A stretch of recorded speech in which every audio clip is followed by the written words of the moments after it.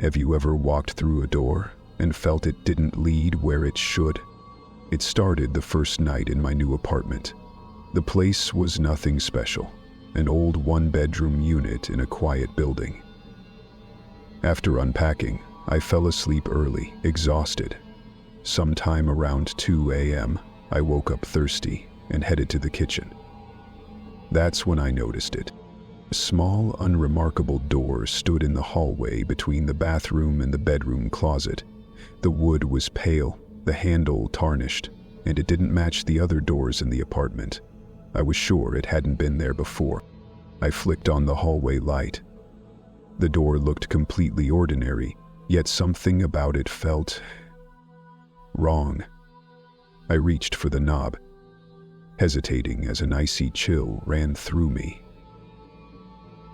I turned it anyway. The door swung open, and my heart dropped. Instead of another room, the doorway revealed my kitchen, except I was somehow already standing in it, facing the hallway. I blinked, confused, and stepped back. When I turned around, the door was gone. The next morning, I convinced myself it had been a dream. Stress, I reasoned. Moving is exhausting, and the mind plays tricks when you're tired. Yet, all day, I couldn't stop thinking about it. That night, I checked the hallway. The door wasn't there, but at 2 a.m., just like before, it appeared. This time I didn't hesitate. I opened it, expecting another trick of the mind. Instead, I was standing on the roof of my building. The city sprawled out before me, eerily silent, the air heavy and still. The door slammed shut behind me. I turned, but it was gone. My breath hitched as I spun in place, trying to make sense of it. A low hum started in my ears, growing louder. It wasn't the city. It was coming from the darkness around me. Then I heard footsteps, slow, deliberate, coming from nowhere and everywhere. My voice trembled as I called out, "Who's there?"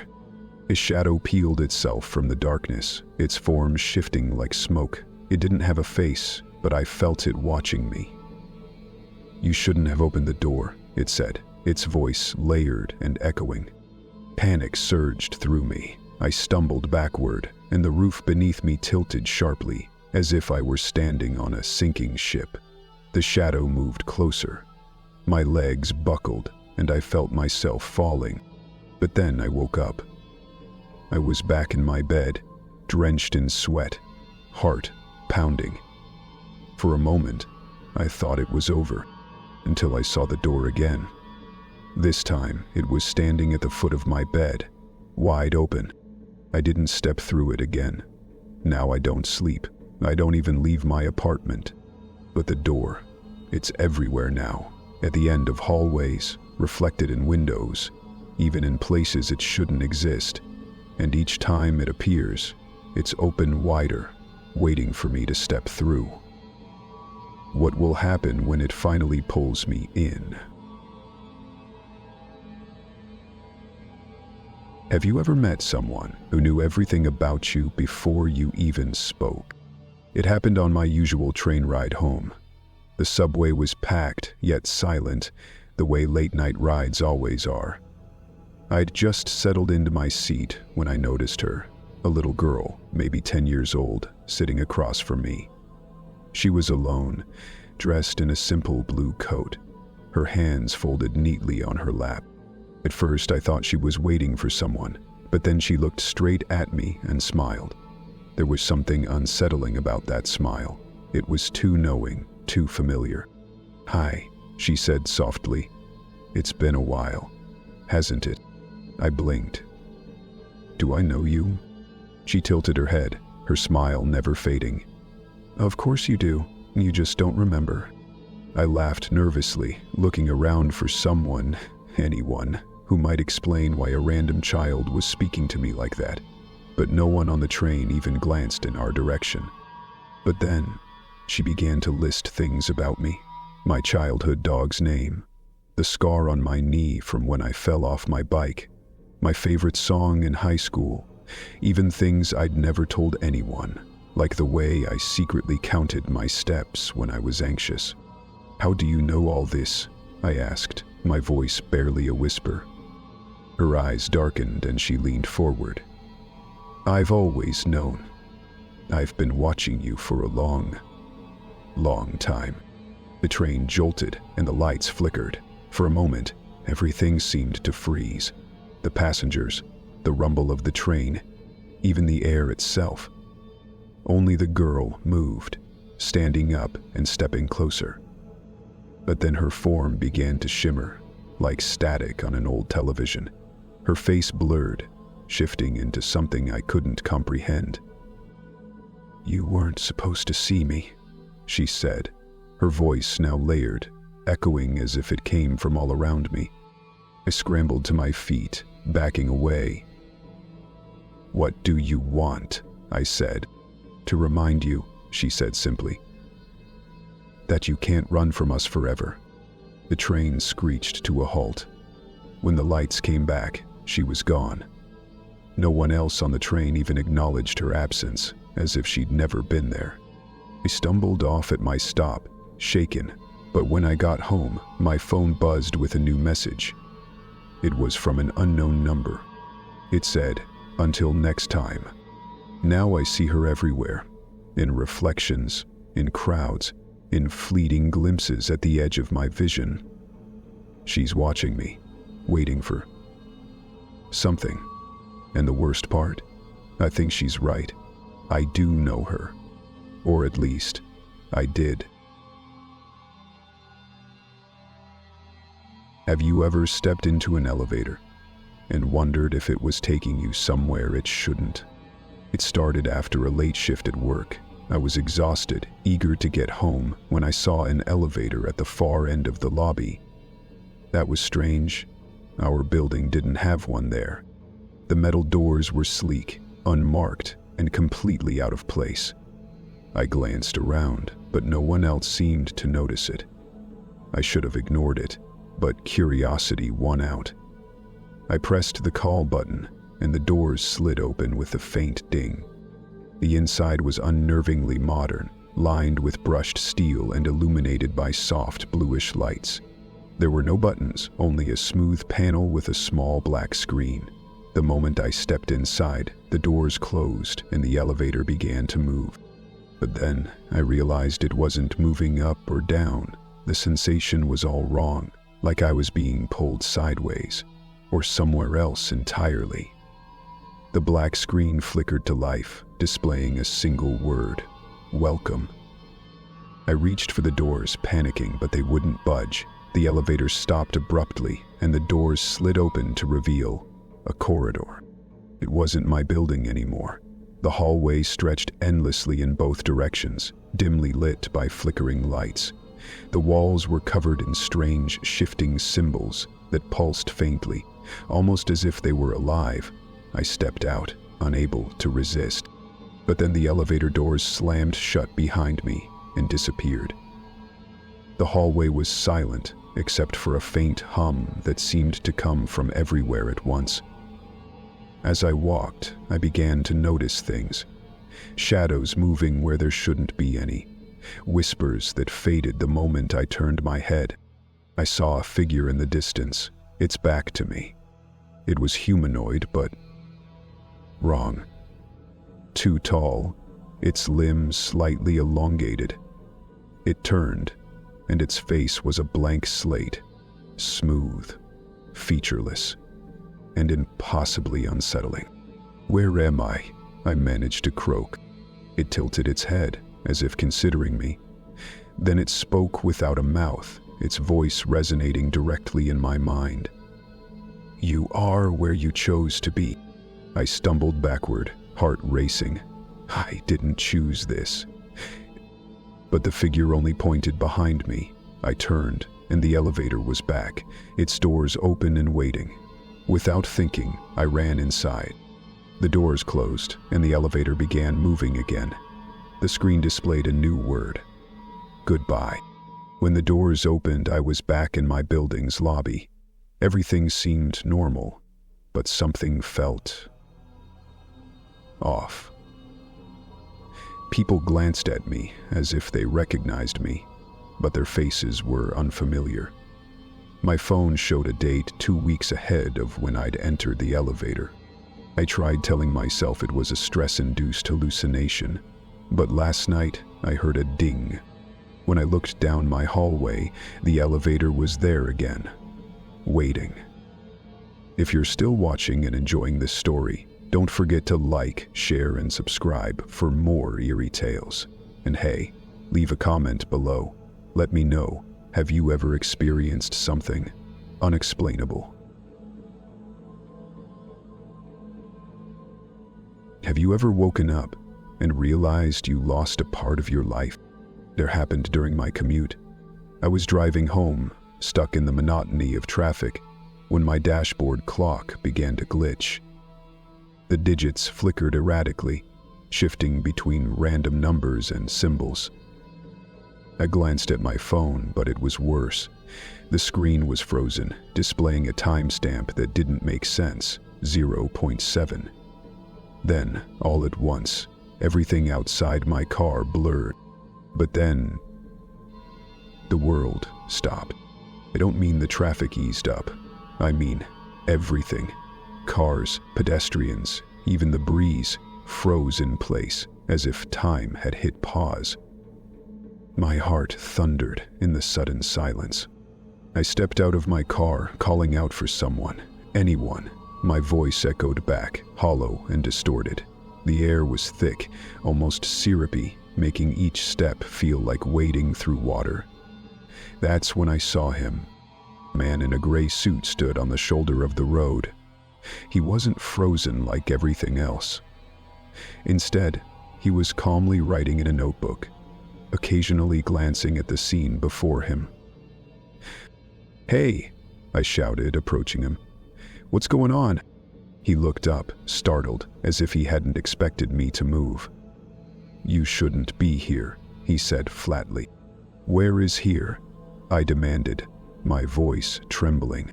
He sighed and snapped the notebook shut. "A mistake. Just a glitch in your timeline." He gestured to the frozen world.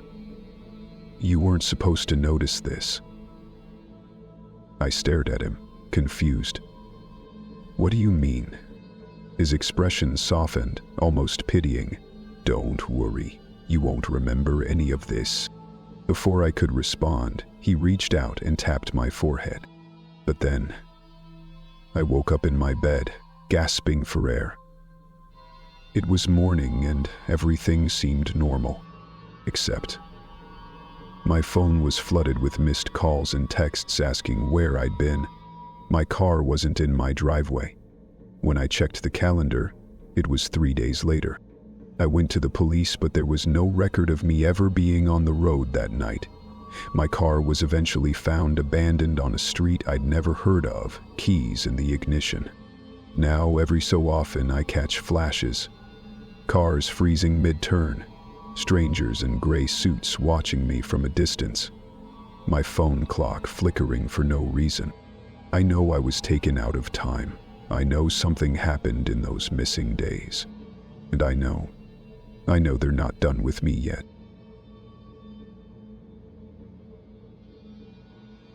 Have you ever stayed somewhere and felt like it wasn't meant for you? Last summer, I booked a last-minute trip to a quiet mountain inn. The place was old but charming, tucked away from civilization. When I arrived, the receptionist gave me a strange look. "You're in room 7, she said, sliding over the key. Her hand lingered on it for a moment too long. "If anything feels off, just let us know." I didn't ask what she meant. Exhausted from the long drive, I took my key and made my way to the room. The hallway was dimly lit, and room 7 was at the very end. The brass number on the door looked tarnished, almost as if it hadn't been touched in years. The moment I stepped inside, the air felt heavy. The room was colder than the rest of the inn, and no matter how many times I adjusted the thermostat, the chill remained. The furniture was outdated, the wallpaper peeling in places, but it was clean enough. But then, I noticed the mirror. It hung directly across from the bed, and something about it felt wrong. The glass seemed darker, almost too reflective. I could see the entire room in it, but when I looked closer, my reflection felt delayed, like it was watching me move rather than mirroring me. I shook it off as nerves. It had been a long day. That night, I woke up to the sound of faint knocking. At first I thought it was my door, but then I realized it was coming from the mirror. My reflection was still there, but it wasn't lying down. It was standing, staring at me, its hand pressed against the glass. I froze, unable to look away. The reflection raised its other hand and pointed at the closet. "No," I whispered, my voice trembling. But then the knocking stopped, replaced by a soft creak as the closet door slowly opened. I couldn't see inside, it was too dark. But I heard breathing. Not mine. I grabbed my phone and turned on the flashlight, aiming it at the closet. It was empty. The next morning, I demanded to switch rooms. The receptionist didn't argue. She just handed me a new key and said most people don't stay in room 7 for more than one night. "Will not?" I asked. She hesitated, then leaned in. "That room hasn't been officially rented in years. The last guest never left." I checked out early, but I can't stop thinking about the mirror. Sometimes, at night, I see faint scratches on the glass of my own mirror, as if someone is knocking, trying to get out.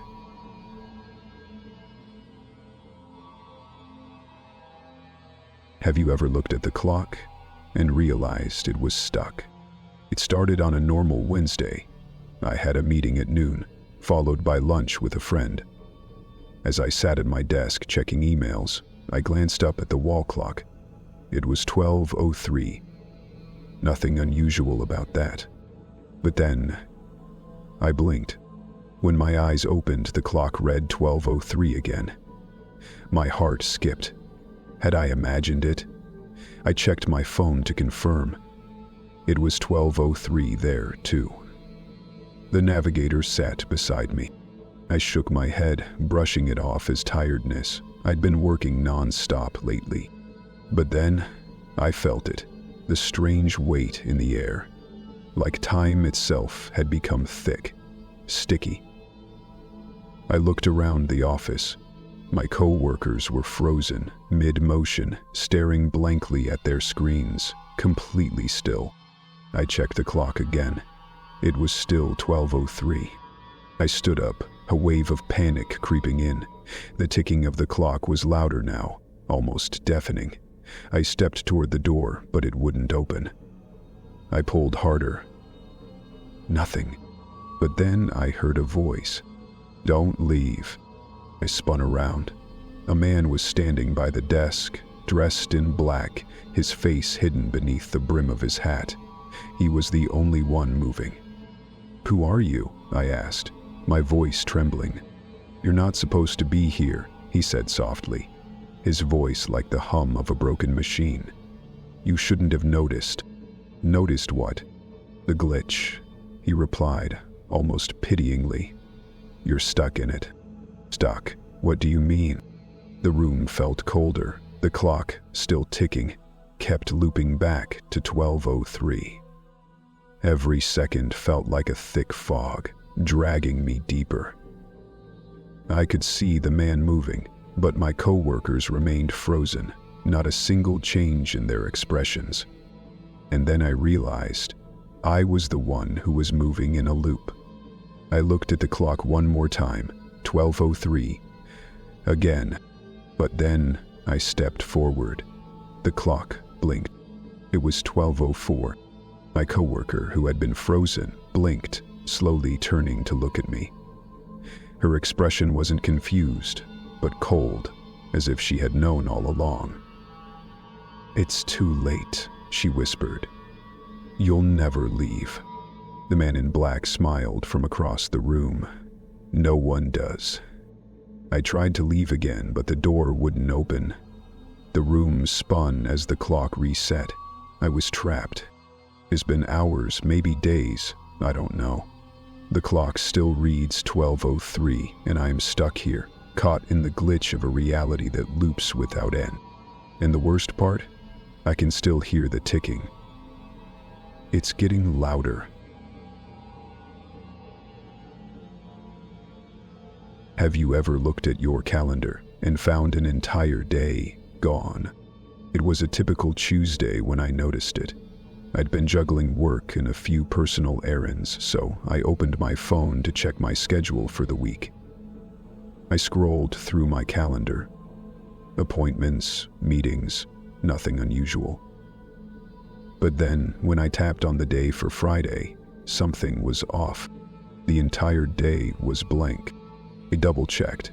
I hadn't left anything out. It wasn't like me to forget an appointment, especially a Friday, when I had some important plans. But there it was, a full day erased. No meetings, no reminders, nothing. I thought maybe I'd accidentally deleted it, but my phone's history showed nothing had been changed. Curious, I went through the other days. Everything else looked normal. But then, I saw it. Friday was missing from the week entirely. Not just blank, it was gone. There was no trace of it, as if it had never existed at all. I tried calling my friend, who I'd made plans with for Friday, but her number wouldn't go through. Frustrated, I sent a message, but the text wouldn't send. I called my sister, asking if I'd mentioned anything about the day. She said I hadn't. I didn't know what to make of it. Maybe I'd had a brain fog, or was I just losing track of time? But something didn't feel right. Later that night, I went to bed. But then, I woke up in the middle of the night. I checked my phone again. The date was still Thursday. I had gone to sleep on Thursday. But when I looked closer at the calendar, Friday had reappeared. Except it wasn't the same Friday. The events that were supposed to happen on that Friday were now happening today, Thursday, and I had no memory of it. The times and places were identical, but my schedule didn't match anything I had planned. I went back to my messages from the morning, the ones I'd sent to my friends and family. They weren't there, only blank threads. Then I felt it, a pull, a strange sensation in my chest, as if something was trying to tell me I wasn't meant to know. I couldn't explain it, but I had the overwhelming sense that I had been erased from the day. I checked the time again. It was midnight. I looked out the window, and the world outside seemed suspended in time. The street lights flickered. The cars on the road slowed, as if everything was just waiting. I went to bed again, hoping it was just a dream, hoping I could wake up to the correct day. But then I woke up on Friday. The day was exactly the same as before. The calendar had reset itself, and everything was back to normal. But I can't shake the feeling that I've already lived through today, and somewhere, in another version of my reality, I am still missing. And the thought murmurs through my head,